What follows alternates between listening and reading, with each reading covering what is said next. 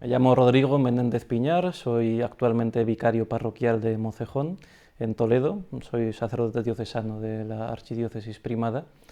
Llevo aquí 3 años y he estado previamente en algunos otros pueblos y parroquias de la diócesis.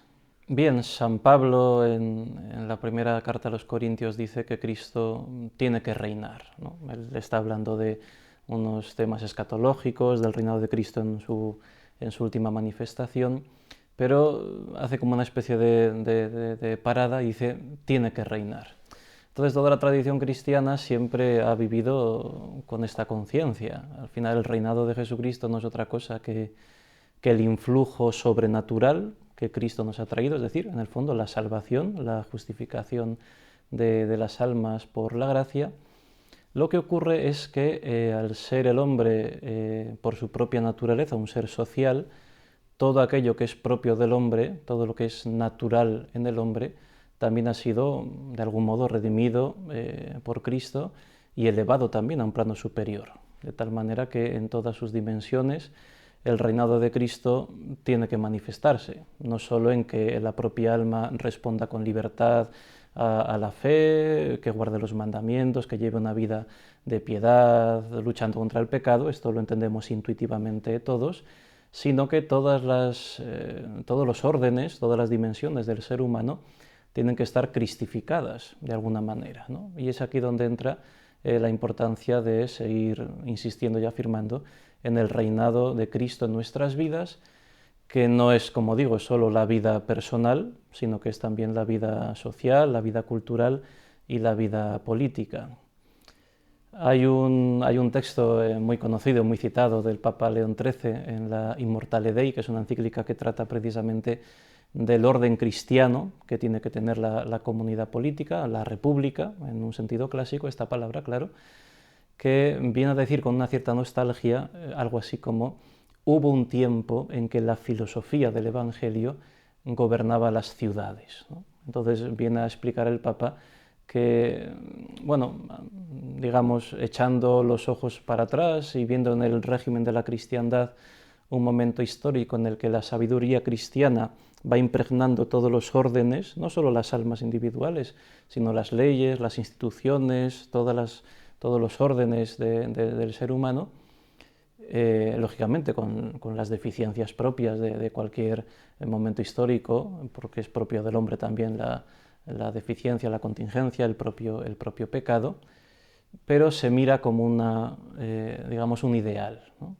Y eso no era porque las almas fuesen más santas que ahora, no necesariamente, no sabemos eso compararlo.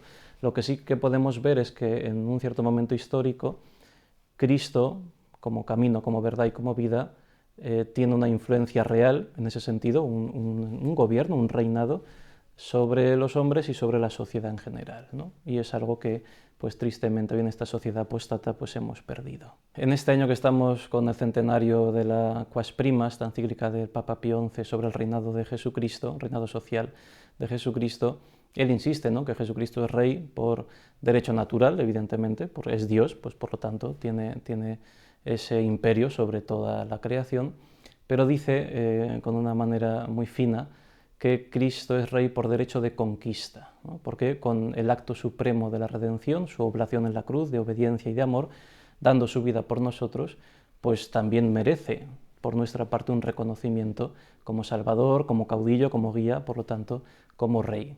Y en ese sentido entendemos que no es simplemente que Cristo traiga una especie de ley o una ideología para formalizar la constitución de las sociedades, sino que de manera libre el hombre, movido por la gracia, pues responde, ¿no?, a ese mismo amor de Dios manifestado en Cristo Jesús con su propio amor. Hay una correspondencia. Es verdad que nunca podrá ser justicia porque nunca podemos darle tanto como Cristo nos ha dado a nosotros, pero sí que se espera, lógicamente, que por nuestra parte hay una respuesta de amor libre, de un amor encendido que quiera ser voluntariamente súbdito de este Rey.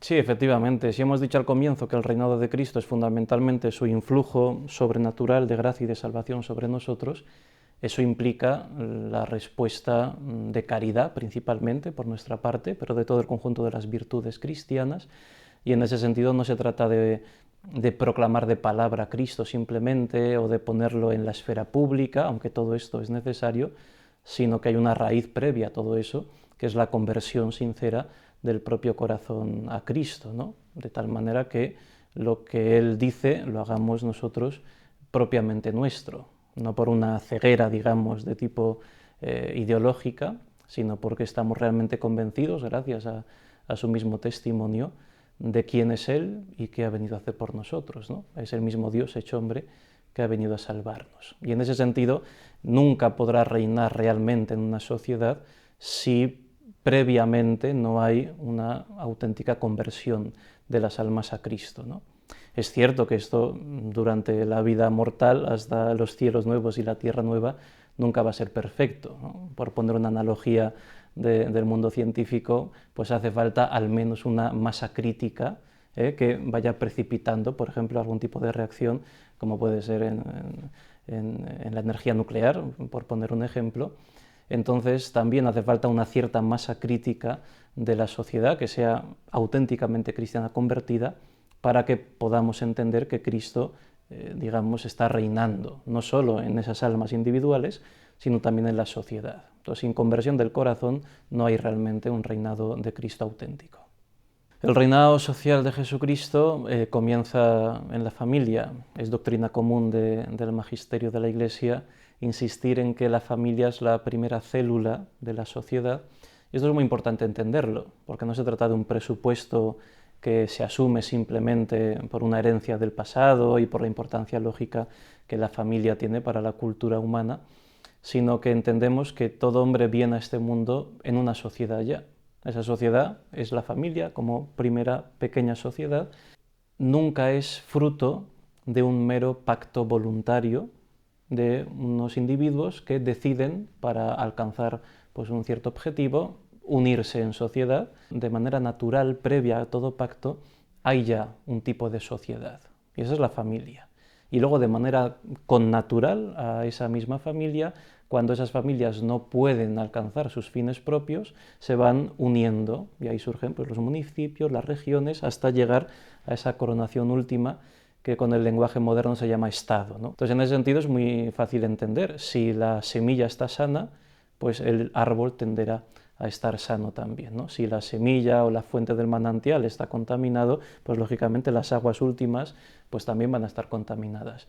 Por lo tanto, el reinado social comienza siempre en la familia, como célula base, y de la familia y de la conversión de esas familias a Cristo podrán irse cambiando las costumbres, los actos morales, incluso las propias leyes, porque al final las leyes responden a una vida política que ya se vive, aunque sea de una manera incipiente en las propias familias, y por lo tanto, digamos, no es tanto de arriba abajo imponer una cierta ley cristiana, sino más bien de una manera natural, ¿no? De abajo arriba, que la propia familia cristianizada y el grupo de familias cristianizado vaya cristianizando la propia sociedad en todos sus órdenes. Entonces, la entronización del Sagrado Corazón y de Cristo Rey en el hogar, en la casa, no es simplemente, aunque esto ya sería mucho, ¿no?, la consagración de la familia al corazón de Jesús, no es simplemente el que todas esas voluntades pues quieran ser cristianas y lo manifiestan de esta manera, pues poniendo esta imagen en sus hogares, sino que da un paso más y es un cierto compromiso público, un acto público, aunque quede también en la intimidad del hogar, de los propios miembros de la familia en su conjunto, para que Cristo sea rey en su casa, por supuesto, pero si es rey en su casa es porque debe ser rey también de las demás casas. Y en ese sentido, la intronización del corazón de Jesús en el propio hogar es ya un cierto acto político en el que la propia familia pues quiere colaborar, quiere aunar voluntades, quiere trabajar con todas sus fuerzas para que Cristo realmente reine. Y eso empieza por ellos mismos. Cuando las virtudes propias que se viven en una casa son las virtudes del Evangelio, son las virtudes de la Sagrada Familia, cuando reina la comprensión, el perdón, la caridad, en definitiva, cuando reina la paz en una casa, que, como decía San Agustín, es la tranquilitas ordinis, no es simplemente la ausencia de conflicto, sino que la paz es la tranquilidad en el orden, pues claro, el orden propio que Dios quiere no se construye sino con justicia y en última instancia con caridad. En esto Santo Tomás de Aquino hila también muy fino cuando nos dice que efectivamente, y cita al profeta Isaías, la paz es obra de la justicia, pero dice él que la justicia de manera indirecta solo, porque esta virtud lo que hace es remover los obstáculos para la paz, pero lo que propiamente da la paz, porque pone cada cosa realmente en su sitio, a Dios en su primer lugar, es la virtud de la caridad, que es el mismo amor de Dios que se infundiendo en nuestros corazones, ¿no? Por el Espíritu Santo que se nos ha dado. Y por lo tanto, la entronización del corazón de Jesús, de Cristo Rey, en la casa no es otra cosa que decir, aquí y ahora nosotros queremos que todas las virtudes sobrenaturales que Cristo quiere infundir en nuestras almas estén tan vivas que de alguna manera chisporroteen también por de fuera para poder conquistar a otras almas para Cristo. Y para poder influir fuera de la familia a través de esta entronización, aquí siempre hay un cierto peligro muy común en nuestra época, que es esta especie de espiritualismo que reduce toda la acción cristiana a rezar, a la vida de piedad, a suplicar. Es verdad que en momentos muy difíciles, cuando todos experimentamos una cierta impotencia ante muchas cosas, al final casi lo poco que nos queda, pues es rezar, y esto ya es mucho, ¿no? Pero también es verdad que no podemos reducirlo a esto, ¿no? Sino que la misma entronización en el hogar significa que la familia adquiere un compromiso de acción y de acción política, ¿no? No se trata, como digo, de una ideología para implantar a los demás una cosmovisión que no sea la suya o la que tienen en este momento, pero sin duda que la acción propia de la familia, por su propia vida de conversión y por su propio testimonio ante los demás y sus palabras y sus obras, hagan que la misma sociedad, en sus distintas instituciones, pueda irse permeando de evangelio, ¿no? Una familia a lo mejor no tiene oportunidad directa de cambiar las leyes de un Estado, por ejemplo, pero una familia, junto con otras familias, sin duda sí que puede influir, por ejemplo, en una escuela, en una asociación de padres. Esa propia escuela ya tiene una cierta lucha frente a las ideologías dominantes que cuando consigue vencerla gracias al apoyo de esta familia, pues hace que otros puedan seguir su ejemplo, que ya los temas tabú se puedan tratar, que parezca que el enemigo no es tan invencible. Y en ese sentido, una acción real de la familia, aunque no nos lo creamos, puesto que está impulsada por Dios y bendecida por el Señor, pues puede tener grandísimas consecuencias, ¿no? El reinado social de Jesucristo es político, pero esto hay que entenderlo bien, porque no se trata de una especie de teocracia, que es lo que a veces achacan, ¿no?, a la doctrina del reinado social de Jesucristo, ¿no?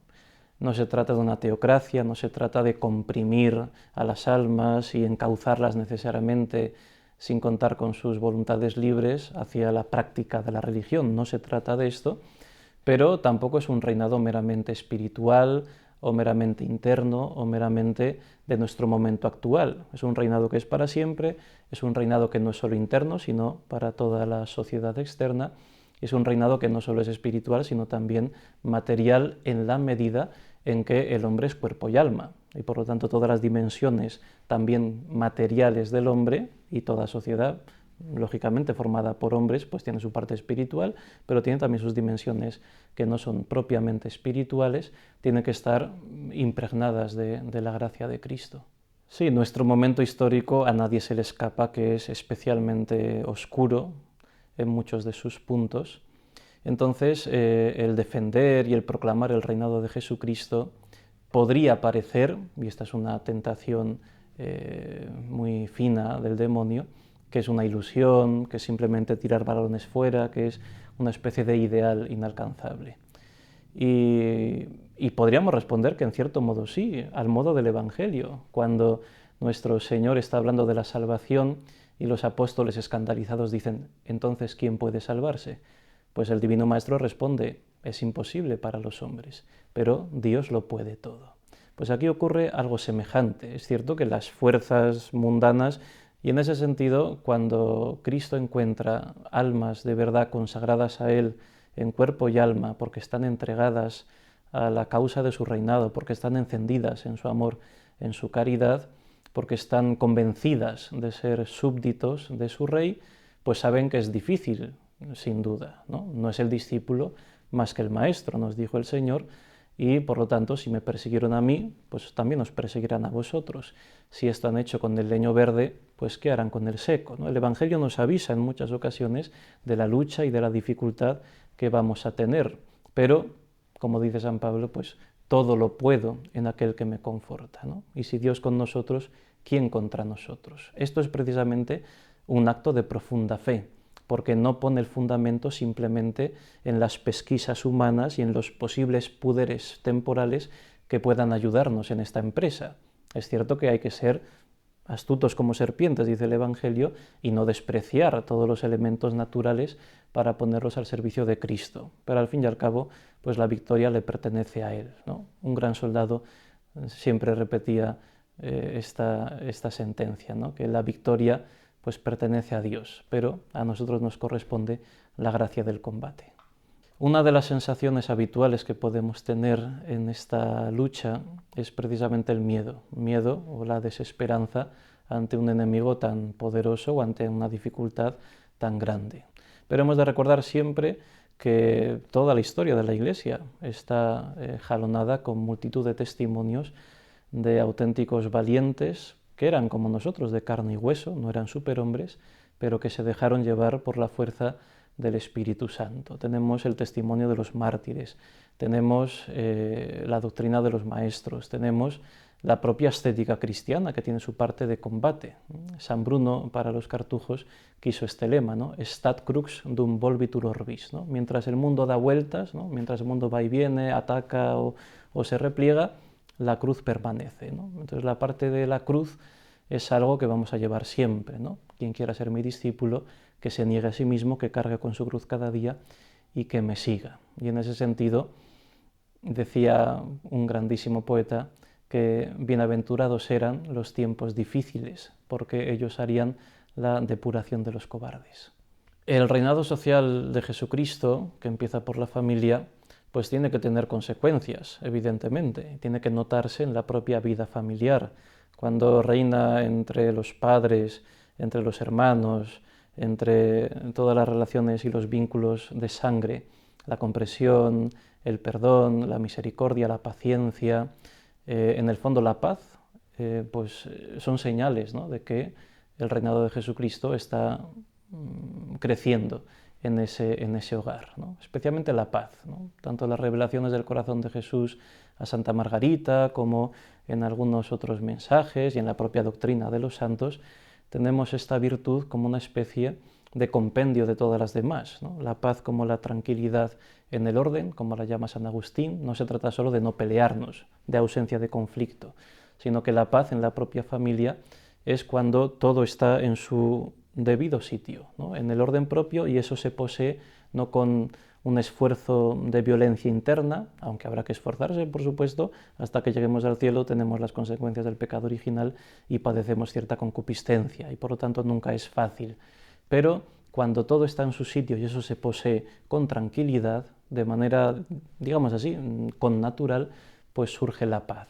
Y la paz se manifiesta en el gozo, en la alegría, como hemos dicho antes, en la misericordia, en el perdón y sobre todo en la ilusión de poder compartir, todos los miembros de la familia, una misma fe. Una de las posibles tentaciones al tratar todo esto es pensar que, puestos manos a la obra, todo enseguida se va a producir y se va a conseguir. Esto es una tentación que podríamos llamar voluntarista o pelagiana, pensar que Cristo nos ha dado unas doctrinas, unos ejemplos, unas leyes, y que ya está en nuestra mano, con nuestra libertad, la conquista de todo aquello, ¿no?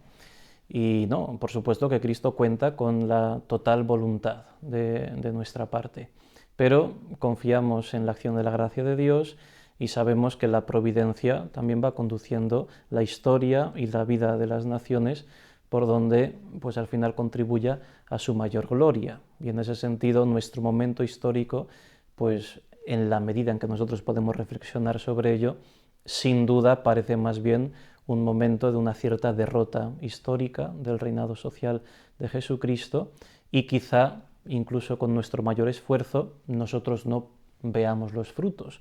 Eso no importa. Esto es como una gran guerra donde el general sabe dónde tiene que combatir, pero el soldado de a pie que está en su trinchera sabe que su trinchera es la que tiene que defender. Quizá el general sabe que esa trinchera pues va a caer, pero gracias a otro movimiento toda la batalla general se va a ganar.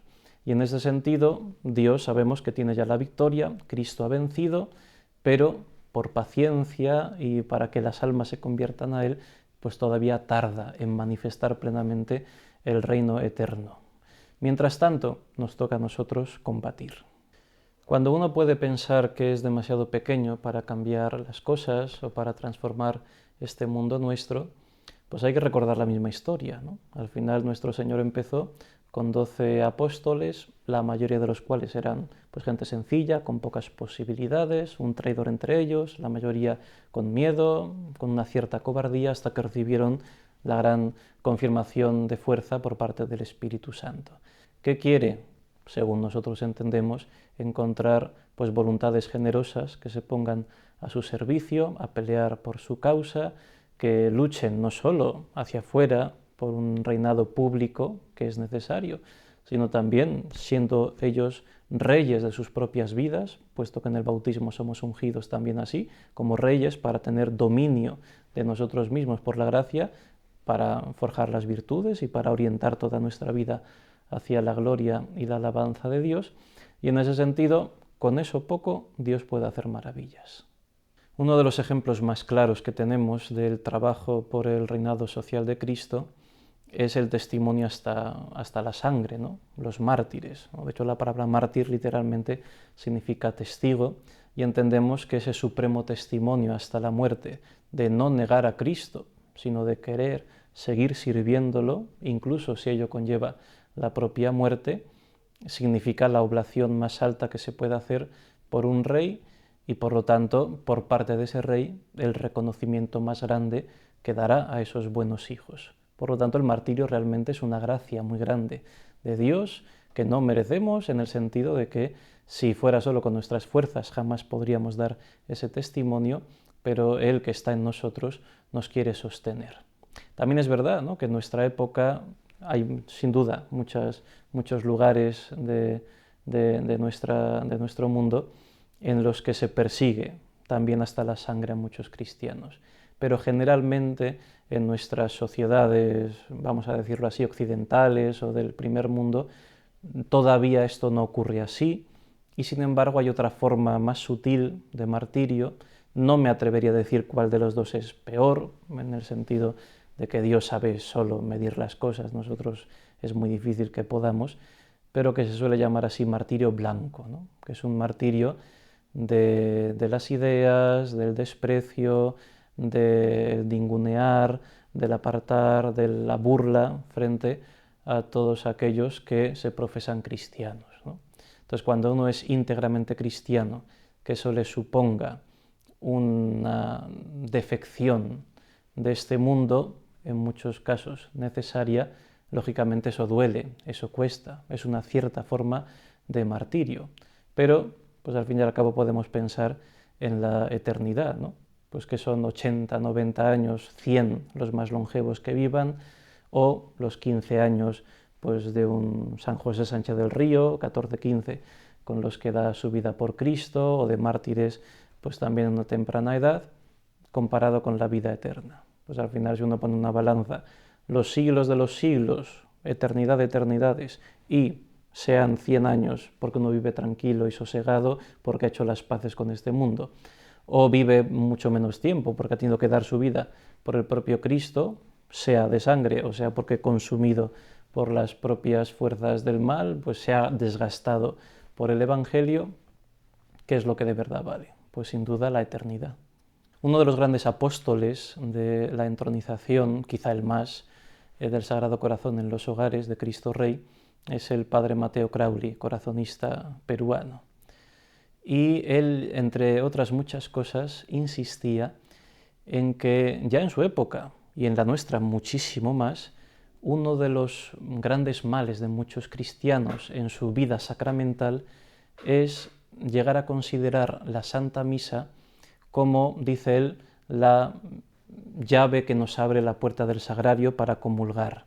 De alguna manera reducir la Santa Misa a la ocasión de celebración de los cristianos en la que pues, podemos recibir la Sagrada Comunión, ¿no? Qué duda cabe que comulgar es la forma más perfecta de participar de la Santa Misa y del sacrificio de Cristo. Pero no hay que olvidar una cosa, que la Santa Misa en sí misma, como sacrificio de Cristo, el mismo del Calvario que se renueva en el altar, es, dice el padre Mateo Crauli, el único himno justo a Dios nuestro Señor. De tal manera que solo la Santa Misa es lo que verdaderamente agrada en cuanto a sacrificio, de gloria, de alabanza, también de reparación y de propiciación por nuestros pecados a Dios nuestro Señor. Y en ese sentido, el solo hecho de poder estar en misa, participar de la misa, unirnos con nuestros sentimientos, con nuestros afectos, con todo el deseo de nuestra voluntad al mismo sacrificio de Cristo, eso ya es quizá el mayor acto de tributación de honor y de gloria que podemos hacer para con nuestro buen Dios. Y en ese sentido, la vivencia más grande del reinado social y personal de Jesucristo en nuestras vidas no es otro que la Santa Misa, ¿no? Vendrá luego la Sagrada Comunión si uno está bien preparado, que nos une mucho más íntimamente a Él, nos enciende en su caridad, fortalece las virtudes y es ese anticipo del cielo como banquete de los ángeles. Pero no nos olvidemos que la Santa Misa en cuanto tal, al margen de la Sagrada Comunión, ya es por sí misma el mayor acto de honor. Y por eso vivirla de esa manera, con sentido sacrificial de adoración, es uno de los puntos que necesariamente tenemos que rescatar muchos cristianos. Esta estatuilla que se ha preparado para poder entronizar a Cristo Rey en los hogares cristianos, aparte de ser hermosísima y de tener todos los atributos propios de la doctrina del reinado social, está sentado en su trono, está bendiciendo, tiene su lema aquí abajo de Viva Cristo Rey, el grito de los mártires. Me gusta particularmente porque este gesto de tener la mano en esta posición en el arte paleocristiano no es tanto un signo de bendecir, como mucha gente suele pensar, sino que es el gesto que hacían los oradores en una sala pública para anunciar que iban a hablar y por lo tanto los oyentes tenían que callar. Y los primeros cristianos quisieron representar así a Cristo porque lo señalaban como el maestro que enseña la verdad, como la verdad misma. Y por lo tanto en esa posición nos está diciendo que acudamos a Él, que lo escuchemos, que bebamos de su doctrina y por lo tanto que nos dejemos conquistar, ¿no?, por todo el Evangelio. Además la representación artística, la actitud es realmente grave, es viril, ¿no?, en esta estatuilla y en ese sentido creo que puede ayudar mucho a los padres de familia como cabezas del hogar a que tomen su papel propio de guiar, ¿no?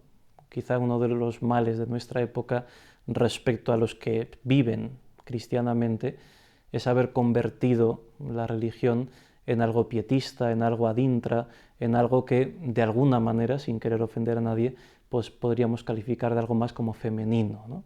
Y en ese sentido son las abuelas las que enseñan a rezar a los nietos, son las madres de familia como corazón que son del hogar, las que muchas veces ponen la paz, ponen el perdón, ponen la misericordia y por lo tanto las virtudes más del Evangelio muchas veces están mucho más en el sector femenino que en los varones. Por eso yo creo que es una ocasión muy buena para mirar a Cristo a los ojos y para decirle aquello de que si Él es nuestro Rey, pues donde está el Rey, allí tiene que estar su siervo.